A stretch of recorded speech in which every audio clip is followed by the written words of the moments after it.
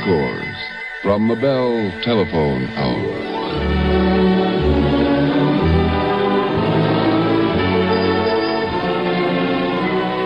Now your host, Donald Voorhees. Good evening. Our program tonight recalls the art of Joseph HOFMANN, who made his nationwide radio debut on the telephone hour just 26 years ago this month. As the New York Times once said, HOFMANN was a monarch among pianists, but he certainly didn't look the part. He was very short, he walked with a kind of shuffle, and when he came to the studio, he'd usually make a beeline for the wash basin to keep his fingers limber in warm water. When he got to the piano, of course, there was no doubt about his royal status. His playing was sensitive, masterful, extraordinary in every way.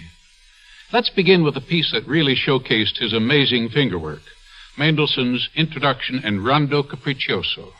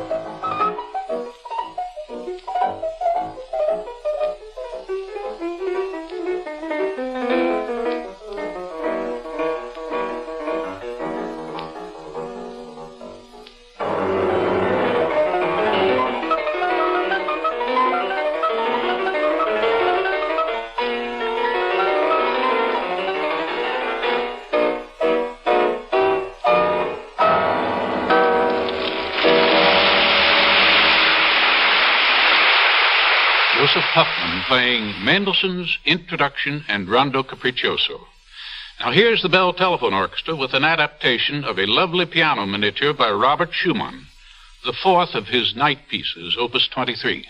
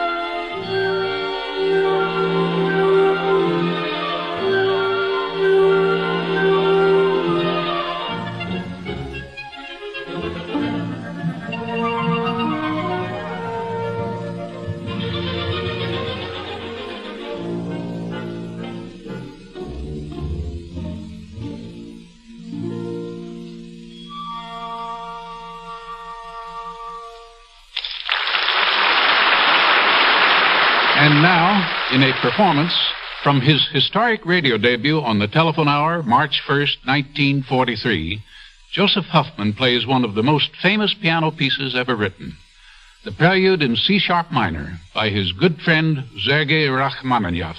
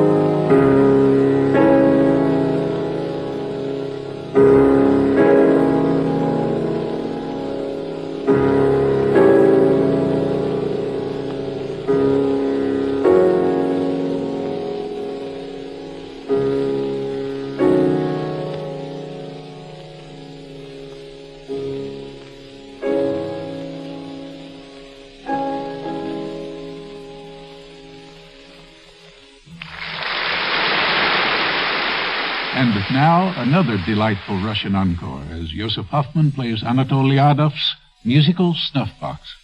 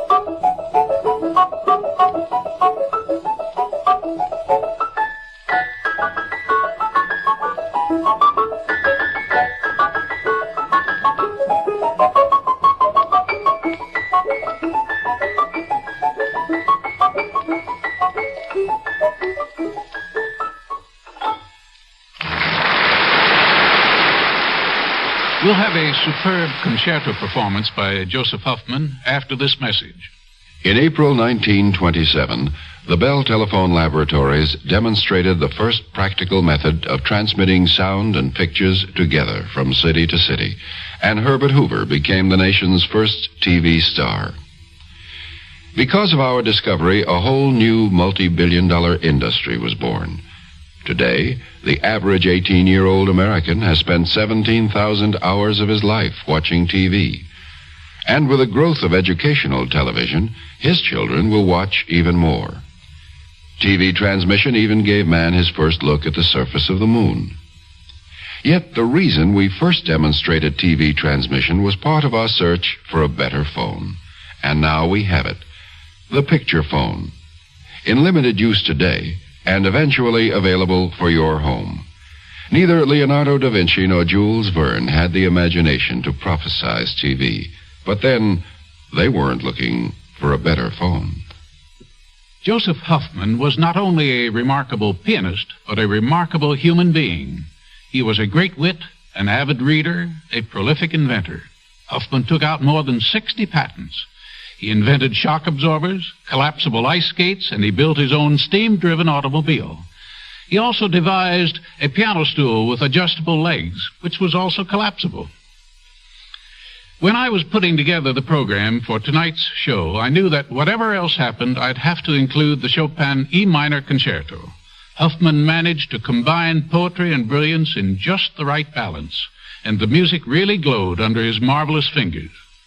Here's the finale from our live telephone hour broadcast of July 31st, 1944.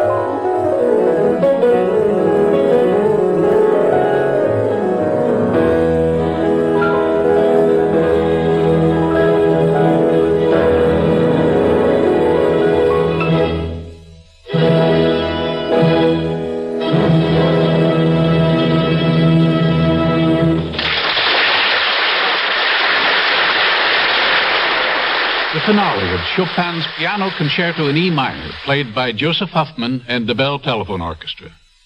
I'll be back after this word from your telephone company.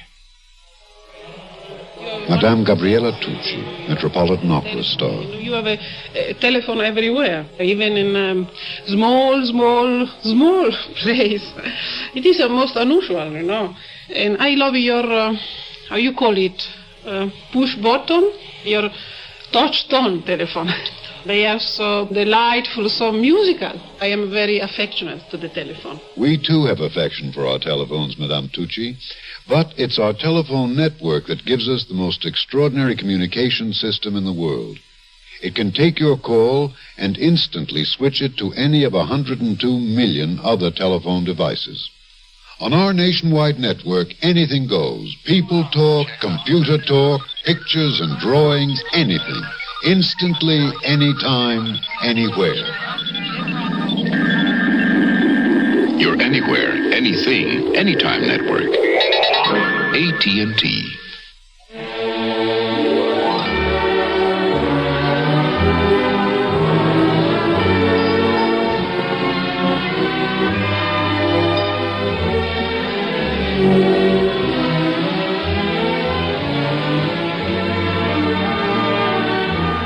This is Donald Voorhees.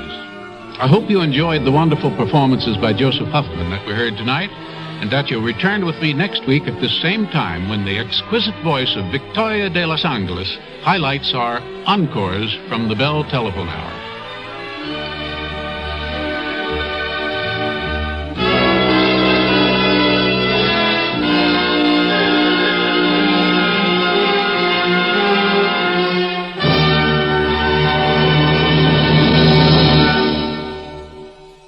Hi, Dick Clark with a message for all teenagers. Want to help a crippled youngster learn to walk? Help him on the road to becoming a useful, independent person? You can, by joining the big team of Easter Seal Teenage Volunteers. You'll be doing a job that'll make you feel good, bringing some of your get-up-and-go into the life of a crippled child. To find out how you can help, get in touch with your Easter Seal Society and tell them you want to join the teen team. This is the NBC Radio Network.